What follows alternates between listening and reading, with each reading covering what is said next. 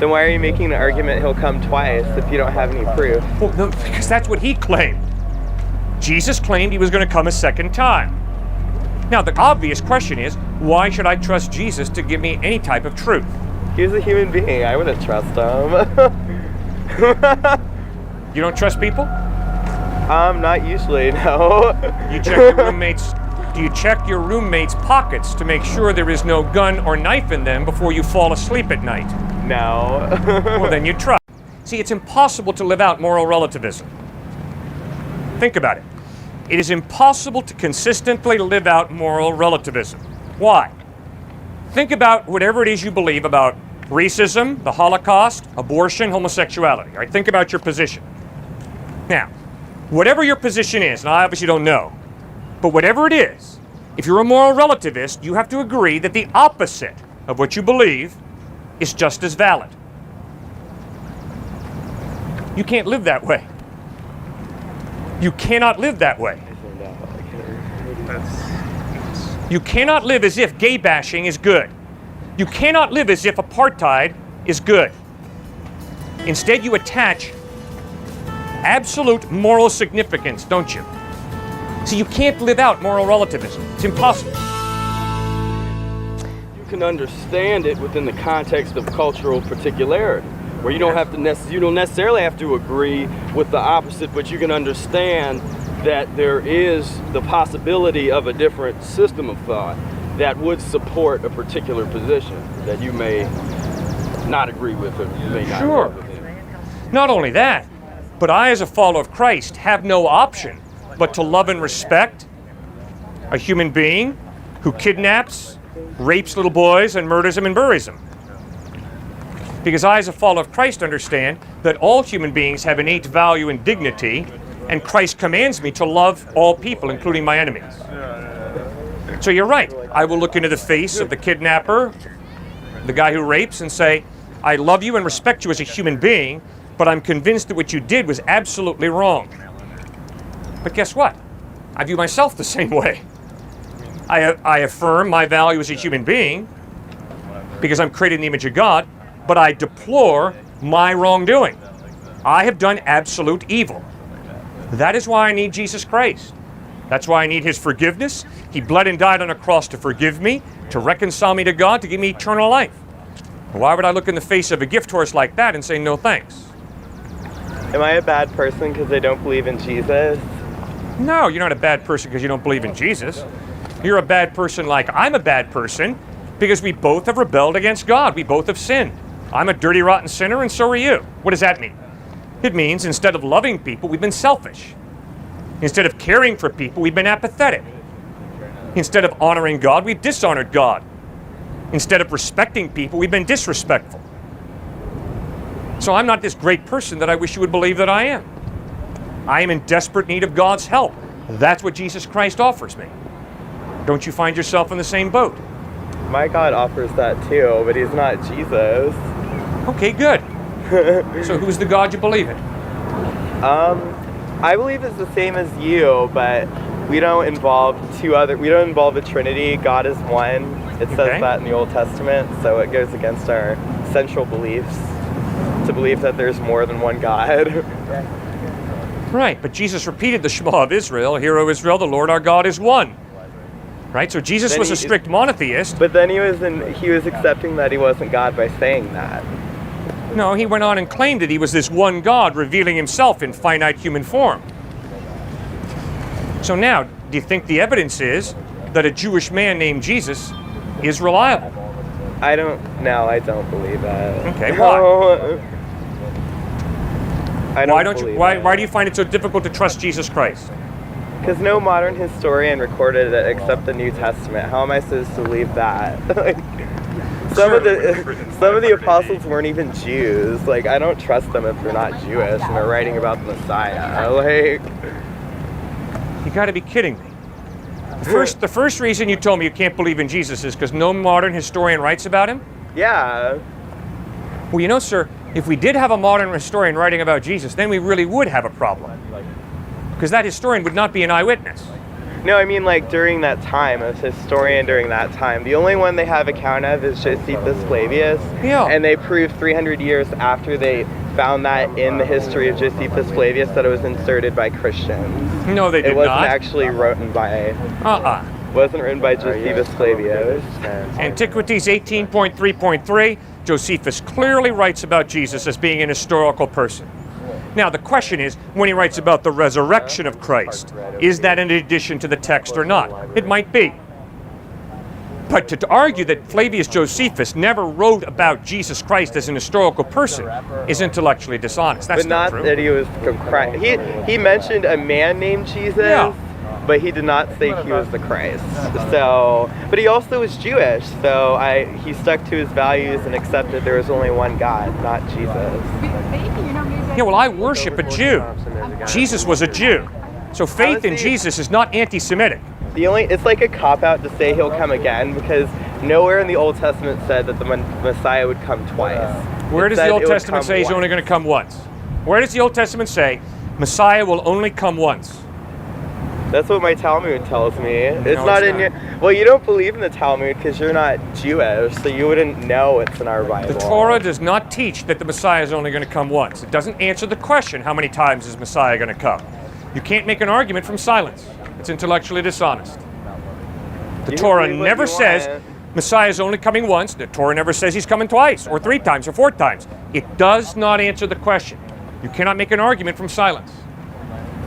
Then why are you making the argument he'll come twice if you don't have any proof? Well, no, because that's what he claimed. Jesus claimed he was going to come a second time. Now, the obvious question is, why should I trust Jesus to give me any type of truth? He's a human being. I wouldn't trust him. You don't trust people? Not usually, no. You check your roommates. Do you check your roommates' pockets to make sure there is no gun or knife in them before you fall asleep at night? No. Well, then you trust. I don't trust them to keep secrets, though. Do you bring your chemistry kit to the breakfast table, the lunch table, the dinner table to make sure there's no arsenic in your food? No. So you trust cooks, don't you? It's blind trust, though. It's something I don't think about. Really? You think Ohio State University hires crooks for cooks? I'm not going to say that. I'm not going to say that. Come on, bud, think with me. You have faith. All of us have faith. All of us trust. The question is, whoever or whatever you trust, is it reliable and trustworthy or not? You know very well, if you get sick, you're not going to go out and have a street person operate on you. You're going to get the most highly trained surgeon who understands the order and design of the human body to operate on you. If I can afford it. Yeah. If I can afford it, but most people can't. You don't blindly trust anybody. You demand evidence of trustworthiness, and then you trust. All right, the reason that I trust Jesus Christ is because he lived the type of life that in my best moments, I've tried to live, and I have failed miserably. What about the whole teaching that without the shedding of blood, there's no atonement for sin? All the Jewish people taking the lambs and slitting their throats so the blood would flow. I mean, I hope you don't think that that was just some barbaric ritual. No, of course not. Good. So the wages of sin is death. So Christ claims to be the Lamb of God, laying down his life to make atonement for sin. And you as a good Jew understand the importance of atonement. Okay. So Christ claims to be laying down his life, shedding his blood, taking the penal on as a penal substitute, the just penalty for my wrongdoing.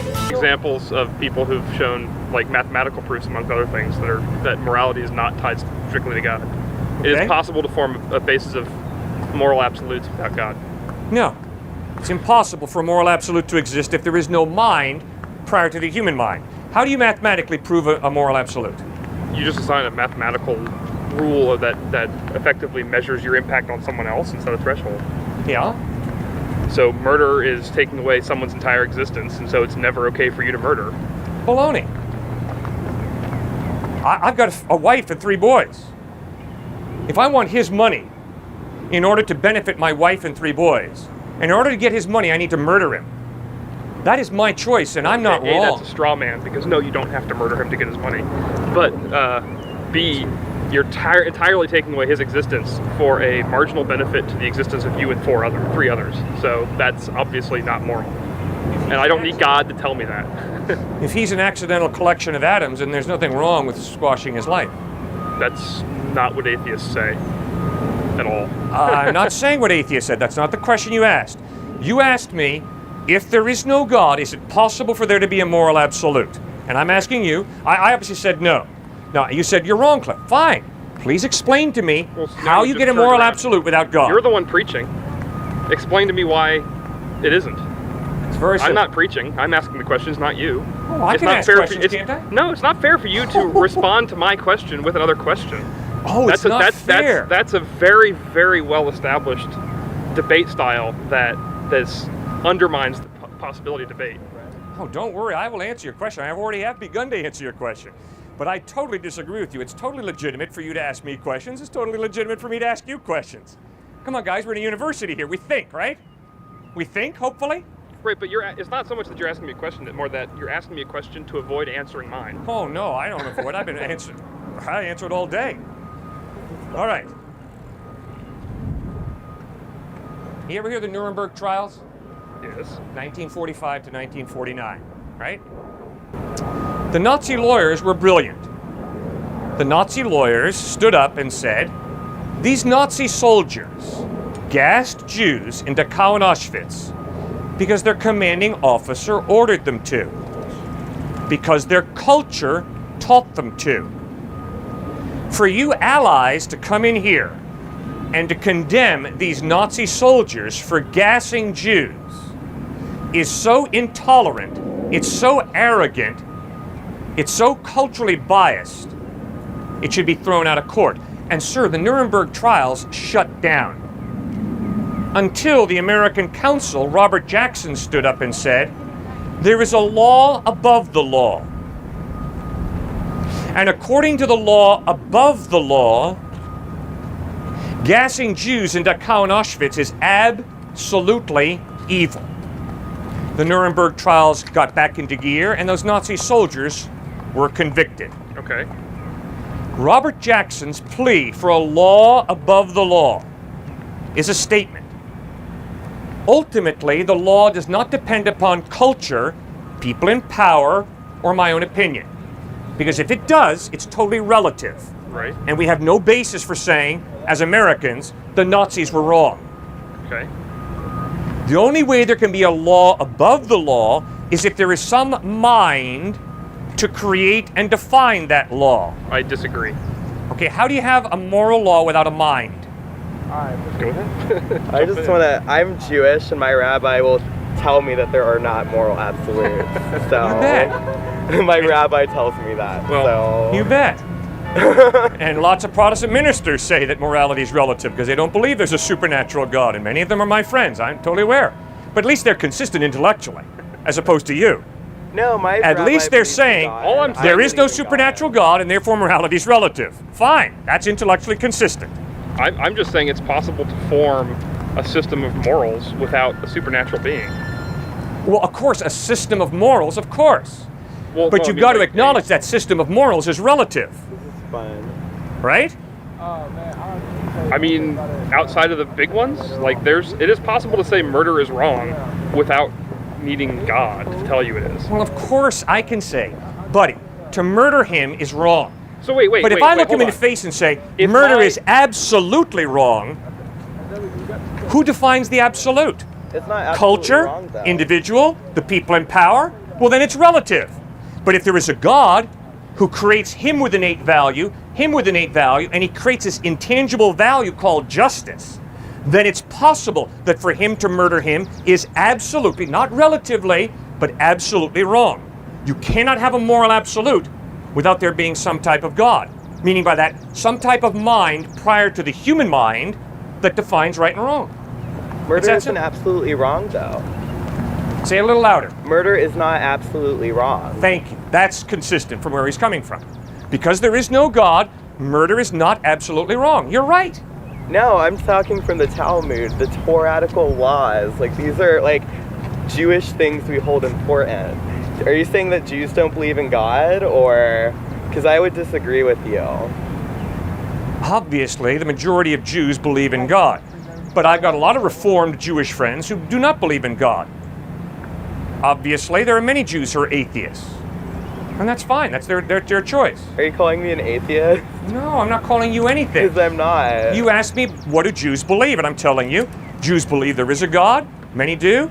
And many other Jews, many of my friends who are Reformed Jews, believe there's no God. I don't know what you believe. What do you believe? I believe there's a God, but I don't believe in moral absolutes. Okay, why don't you believe in moral absolutes? Because it's situational, you know, like... Okay. Like a Christian friend of mine would say that abortion is absolutely wrong no matter what, but if it's threatening the life of the mother, it's not wrong. Good. That's not a moral absolute. Or if someone is trying to hurt another Jew, I'm allowed to do all I can, including murder that person, to stop him from doing it. Oh, all right, then we got to start clarifying a little bit. If I go up to this guy, take out a knife and stab him to death, why? Because I think that guys with yellow wristbands should be murdered. That's murder. But if he and I walk into McDonald's and this guy is spraying machine gun bullets into children's bodies, and if I hit the guy high and he hits him low and we break his neck in the process and kill him, sir, that is not murder. That is killing motivated by a drive to preserve the innocent from being slaughtered. When Dietrich Bonhoeffer tried to assassinate Adolf Hitler, that was not murder. That was due to his drive to protect the innocent Jewish people from being slaughtered. He tried to stop Hitler physically. That's killing. There is an ethical difference. And you're right, it gets gray. I agree with you. But I can promise you, sir, child abuse, slaughtering innocent children is never good. The rape of a woman is never good. Those are examples of moral absolutes. The Holocaust is never good. It's absolutely evil. Racism, be it apartheid, be it racism in the United States, as shown in slavery, is never, ever good. Those are moral absolutes. I agree.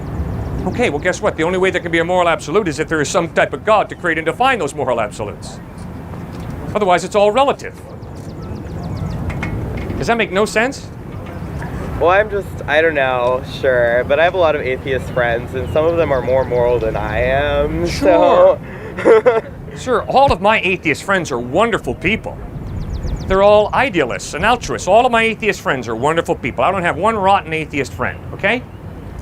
But they're in a real bind intellectually when they hold to these morals so adamantly, but deny God's existence.